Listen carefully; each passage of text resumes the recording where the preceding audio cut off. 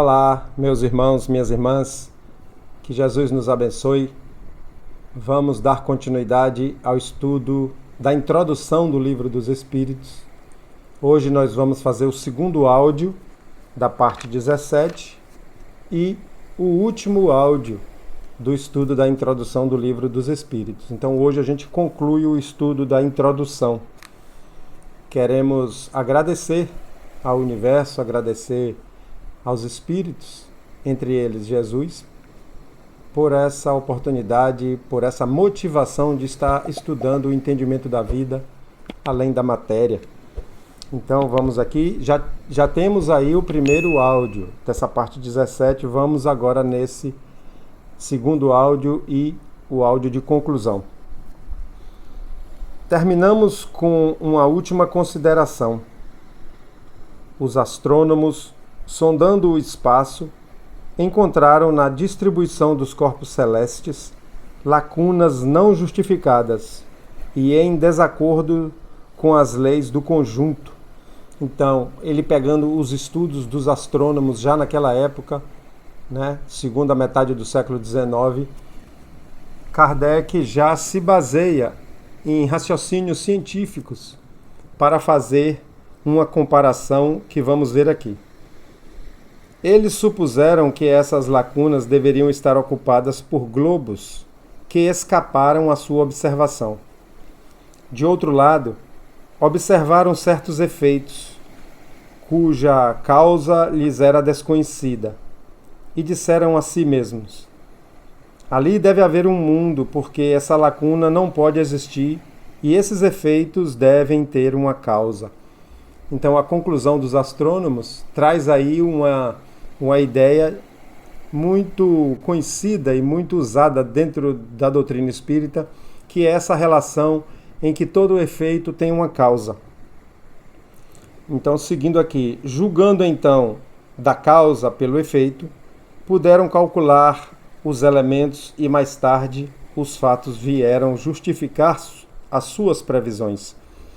Então, baseado nessa teoria, até Kardec fala dos espíritos como observando os efeitos e que todo efeito tem uma causa. E se aqueles fenômenos mediúnicos que ele estudou traduziam efeitos inteligentes, logo a causa tinha que ser também uma causa inteligente. Por isso ele acreditou e concluiu que eram espíritos, pessoas que viveram na Terra e que estavam desencarnadas. Apliquemos esse raciocínio a uma outra ordem de ideias. Se observar a série dos seres, verifica-se que eles formam uma cadeia sem solução de continuidade, desde a matéria bruta até o homem mais inteligente. Quando fala-se assim, sem solução de continuidade, quer dizer sem interrupção. Então ele mostra aqui que os seres têm uma sequência, tem uma série aí de seres vivos que não tem interrupção entre um e outro, desde o menor organismo, das bactérias, dos protozoários. Vamos pegar a formiga que a gente consegue ver, Desde a formiga até o ser humano, existe uma continuidade progressiva de seres vivos, pulando de etapas em etapas, aumentando sua inteligência e sua consciência. Continuando a leitura. Mas entre o homem e Deus, que é o alfa e o ômega de todas as coisas, que imensa lacuna. Então aqui ele faz uma expressão, Que distância tem o homem para Deus? Assim como a distância da formiga até o ser humano, como eu fiz. Essas comparações é só para a gente poder raciocinar, porque na verdade a gente sabe que Deus está em nós, que somos essa energia que emana de Deus. Mas quando ele fala de distância, está falando de posse dessa consciência, essa posse dessa consciência que ainda não temos. Então, por isso que ele fala dessa lacuna, até chegarmos a ter consciência, de que somos Deus também e que Deus está em nós. a distância que tem isso entre a forma que vivemos hoje, apegada à matéria, apegada às paixões, há uma enorme distância. Continuando aqui, é racional pensar que nele, no ser humano, terminam os anéis dessa cadeia? É racional pensar que nessa sequência de seres vivos termina no homem e acabou? Que ele transponha sem transição a distância que separa do infinito? A razão nos diz que entre o homem e Deus deve haver outros escalões. Como disse os astrônomos, que entre os mundos conhecidos devia haver mundos desconhecidos. Tinha que ter uma sequência de elos para preencher esse espaço vazio. Da mesma forma, ele está fazendo esse raciocínio aí. Da nossa atual condição de consciência até a consciência do Espírito puro, até a consciência de Deus, ainda há uma série de formas de vida que vamos passar. É isso. Nós ainda vamos passar por uma série de formas de vida que significa uma série de estágios de consciência que ainda temos que alcançar.